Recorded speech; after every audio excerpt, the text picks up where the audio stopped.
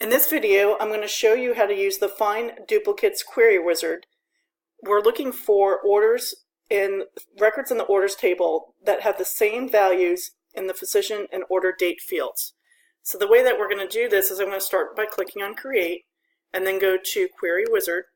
I'm going to choose Find Duplicates Query Wizard and press OK. From here, I need to tell it what table we're working with. In this case, we're working with orders. We need to pull over the duplicate value field. So we're going to bring over ordering physician and order date. Then we're going to click next and we're going to choose what else do we want to report on. So we're going to choose everything and just do the double arrow and click next and then click finish the results. And you'll see here that we have two records that are showing up that are by the same doctor, ordered on the same date.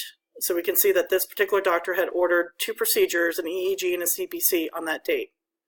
And that's as simple as it is. It's actually pretty easy to use this particular query wizard, but I just wanted to give you an example of how to use it. I hope it's helpful to you.